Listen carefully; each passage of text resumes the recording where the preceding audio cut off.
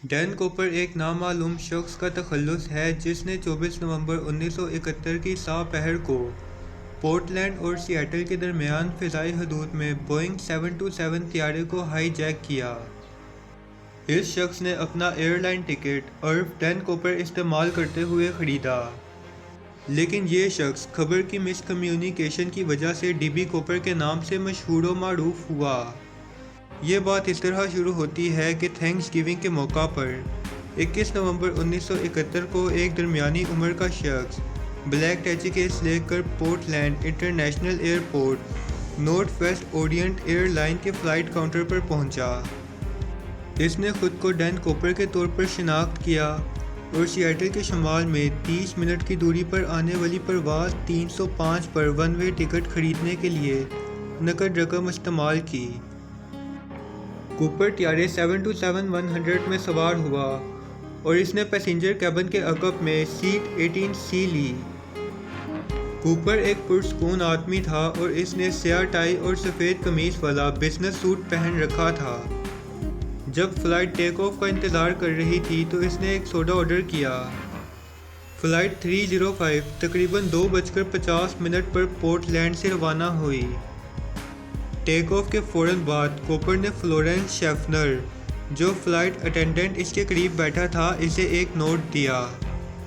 शेफनर ने यह फ़र्ज़ करते हुए कि नोट में एक तन्हा बिजनेसमैन का फ़ोन नंबर है, इसे खोले बगैर अपने पर्स में गिरा दिया।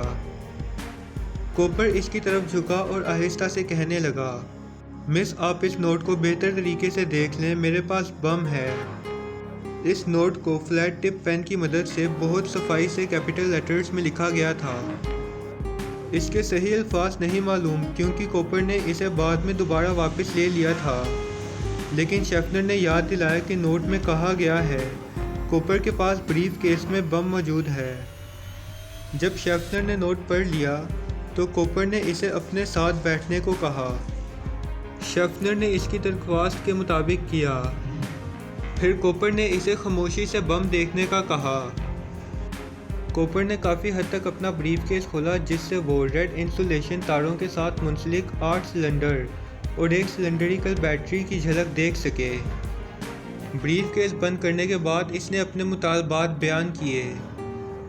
काबिल तबादला अमरीकी करेंसी में $2 लाख, 4 पैराशूट और एक फ्यूल ट्रक सिएटल में खड़ा होकर जहाज़ पहुंचने पर इसे रीफ्यूल करे। शेफनर ने कूपर की डिमांड्स पायलट तक पहुंचाईं।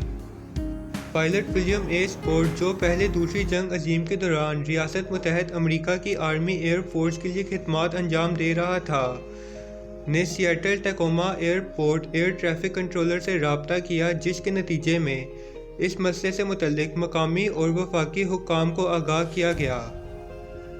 35 दीगर मुसाफिरों को गलत खबर दी गई कि सिएटल में मामूली मैकेनिकल डिफ़िकल्टी की वजह से इनकी आमद में ताख़ीर हो गई है। नॉर्थ वेस्ट ओरिएंट के सदर डोनाल्ड नायरोप ने तवान की अदायगी का मजाज और तमाम मुलाज़मीन को हाई जैकर के मुतालबात के साथ मुकम्मल तावन करने का हुक्म दिया। हवाई जहाज़ ने पिजट साउंड पर तकरीबन 2 घंटे तक चक्कर लगाया ताकि पुलिस और FBI को कूपर के पैराशूट और तवान की रकम जमा करने और हंगामी एहलकारों को मुतहर्रिक करने के लिए मुनासिब वक्त फराहम कर सकें। फ़्लाइट अटेंडेंट मैकलो के मुताबिक कूपर मकामी खित्ते से वाकिफ़ था, क्योंकि एक मौका पर कूपर ने रिमार्क्स दिए, लगता है टैकोमा नीचे है, जब तियारा टैकोमा से गुजर रहा था। इसने ये भी सही तौर पर बताया कि मैकॉर्ड air force base Seattle Tacoma airport से सिर्फ 20 मिनट की ड्राइव पर था। शेफनर ने इसे पुरस्कून, शाइस्ता और अच्छे अंदाज में बयान किया। मैकलो ने तफ्तीशकारों को बताया कि वो घबराया हुआ नहीं था, वो ज़ाहिरी तौर पर एक बुरा इंसान नहीं लगता था और हर वक्त पुरस्कून और सोच में रहता था। FBI के एजेंट्स ने सिएटल एरिया के मुत्तहिद बैंकों से तवान की रकम जमा की। 10,000 गैर निशान जद $20 के बिल, जिसमें ज़्यादातर सीरियल नंबर सान फ्रांसिस्को के फेडरल रिजर्व बैंक के जारी करदा इशारे L के साथ शुरू हो रहे थे और ज़्यादातर 1963 और 1969 की सीरीज़ से थे और इन सब की तस्वीर बनाई गई। शाम 5:24 पर کوپر کو بتایا گیا کہ اس کے مطالبات پورے کر دیے گئے ہیں اور شام 5:39 پر جہاز سیٹل ٹیکوما ایئرپورٹ پر اتارا گیا۔ غروب آفتاب کے 1 گھنٹہ سے زیادہ کا وقت گزر چکا تھا اور کوپر نے اسکاٹ کو جیٹ طیارے کو آئسولیٹڈ برائٹلی لٹ سیکشن میں ٹیکسی کرنے کا کہا اور پولیس سنائپرز کو روکنے کے لیے کیبن میں موجود تمام کھڑکیوں کی شیشوں پر شیڈ لگا دیے گئے۔ نارتھ ویسٹ اورینٹ کے سیٹل آپریشن مینیجر ایلی نے اس امکان سے بچنے کے لیے طیارے سے سول کپڑوں میں رابطہ کیا کہ کوپر پولیس وردی میں دیکھ کر کوئی غلط قدم اٹھا سکتا ہے۔ اس نے نقد سے بھرا ہوا نیپسیک اور پیراشوٹ سیڑھیوں کے راستے سے میکلو تک پہنچا دیے۔ ایک بار ترسیل مکمل ہونے کے بعد کوپر نے تمام مسافروں، شیفنر اور senior flight attendant alias Hancock کو جہاز چھوڑنے کا حکم دیا۔ ری فیولنگ کے دوران کوپر نے اپنے پرواز کے منصوبے کا جہاز کے عملے کے ساتھ خاکہ پیش کیا، جو کچھ اس طرح ہے۔ میکسیکو سٹی کی طرف جنوب مشرقی راستہ میں ہوائی جہاز کو بنا روکے 185 کلومیٹر پر آور سپیڈ پر چلایا جائے اور ہوائی جہاز کو 3000 مائلز کی بلندی پر رکھا جائے۔ اس نے مزید واضح کیا کہ لینڈنگ گیئرز کو ٹیک آف پوزیشن میں تعینات کیا جائے، ونگ فلیپس کو 15 ڈگری نیچے کر دیا جائے اور کیبن کو ان پریشرائزڈ رکھا جائے۔ کو پائلٹ ولیم جے ریٹیک زیگ، جو پہلے کورین وار اور ویتنام وار کے دوران ریاست متحدہ امریکہ کی فضائیہ کے لیے خدمات انجام دے رہے تھے، نے کوپر کو بتایا کہ طیارے کی حد 1000 مائلز تک محدود تھی۔ کوپر اور عملے نے اختیارات پر تبادلہ خیال کیا اور رینو نیویڈا پر ری فیولنگ سٹاپ پر اتفاق کیا۔ طیارے کے عقبی راستے کا دروازہ کھلا اور اس کی سیڑھیاں بھرنے کے ساتھ کوپر نے پائلٹ کو ٹیک آف کی ہدایت کی۔ نارتھ ویسٹ کے ہوم آفس نے اس بنیاد پر اعتراض کیا کہ سیڑھیاں ڈپلوائے کر کے ٹیک آف کرنا غیر محفوظ ہوگا، لیکن کوپر نے کہا کہ یہ واقعی محفوظ ہے، لیکن وہ اس بات پر بحث نہیں کریں گے۔ FAA کے ایک عہدیدار نے طیارے میں سوار کوپر سے آمنے سامنے ملاقات کرنے کی درخواست کی، جس سے انکار کر دیا گیا۔ ایک بار ری فیولنگ مکمل ہونے کے بعد طیارہ ٹیک آف میں کامیاب ہو گیا۔ تقریباً 7:40 PM کے قریب بوئنگ 727 نے جہاز میں سوار صرف 5 افراد کے ساتھ ٹیک آف کیا، جس میں pilot Scott Cooper, flight attendant میکلو، کو پائلٹ ریٹیک زیگ اور flight engineer Harold E Anderson شامل تھے۔ 2 F-106 fighter aircraft McChord air force base سے کوپر کے نظریے سے ہٹ کر بوئنگ 727 کے پیچھے گئے۔ ہائی جیکڈ طیارے کے پیچھے مجموعی طور پر 5 طیارے تھے، لیکن نہ تو کسی پائلٹ نے اسے جہاز سے کودتے ہوئے دیکھا اور نہ ہی کسی ایسی جگہ کا اشارہ دیا جہاں وہ اتر سکتا ہو۔ ٹیک آف کے بعد کوپر نے میکلو کو پائلٹس کے ساتھ شامل ہونے کو کہا اور دروازہ بند ہونے کے بعد اسے ان کے ساتھ ہی رہنے کو کہا۔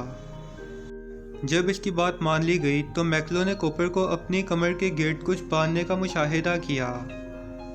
تقریباً 8 بجے سسٹم میں وارننگ لائٹس چلنے لگیں، جس سے یہ ظاہر ہوتا تھا کہ AFT ایئر سٹیئرز ایکٹیویٹ ہو چکا ہے۔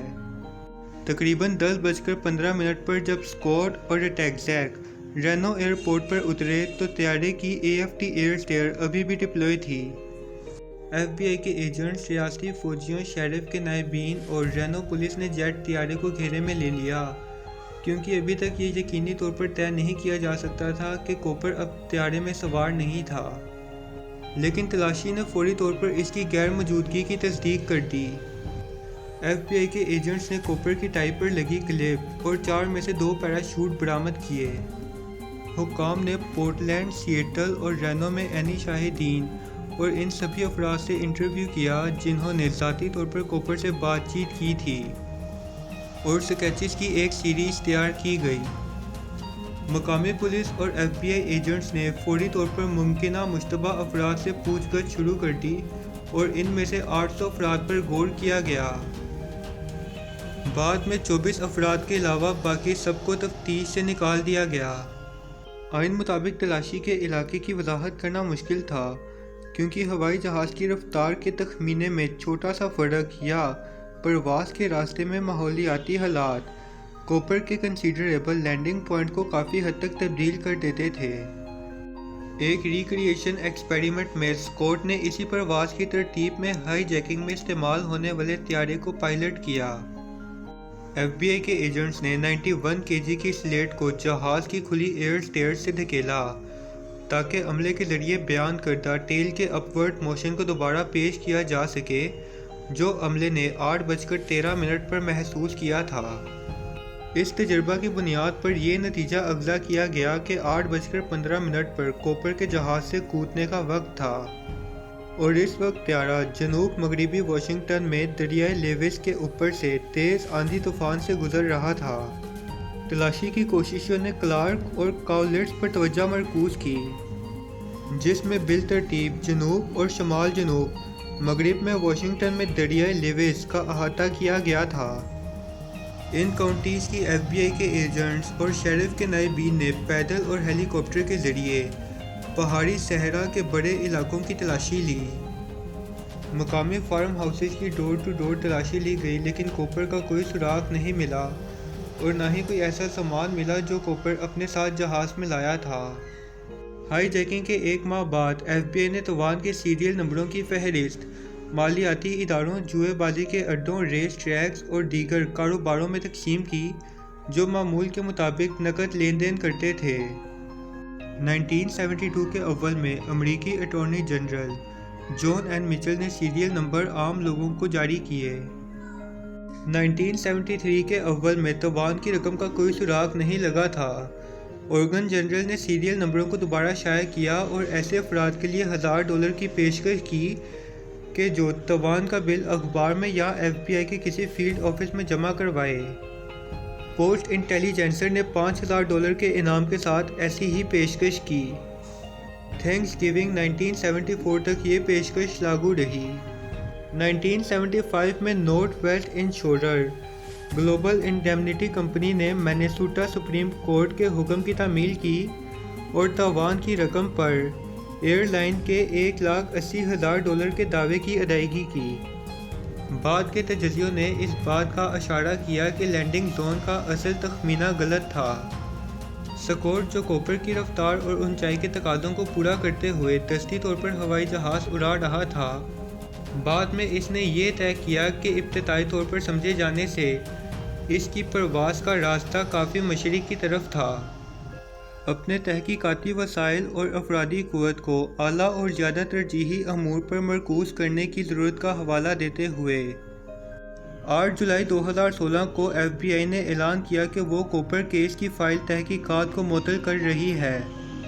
مقامی متعلقہ دفاتر کسی بھی جائز جسمانی شواہد کو وصول کرتے رہیں گے، خاص طور پر پیراشوٹ اور توان کی رقم سے متعلق جو مستقبل میں سامنے آ سکتے ہیں۔ تحقیقات کے 45 سالہ کورس پر مشتمل 60 جلدوں کی فائل کو واشنگٹن ڈی سی میں واقع F B I headquarter میں تاریخی مقاصد کے لیے محفوظ کیا جائے گا۔ کوپر کے سرکاری جسمانی وضاحت میں کوئی تبدیلی نہیں کی گئی اور اسے قابل اعتماد سمجھا گیا۔ کوپر کے ساتھ زیادہ وقت گزارنے والے فلائٹ اٹینڈنٹ شیفنر اور میکلو کا اسی دن علیحدہ شہروں میں انٹرویو کیا گیا اور دونوں نے تقریباً ایک جیسی ہی تفصیل بتائیں۔ 1971 کے بعد سے 2016 تک ایف بی آئی نے متعدد سرچ آپریشنز کیے، لیکن کوپر کا کوئی نام و نشان نہیں مل سکا۔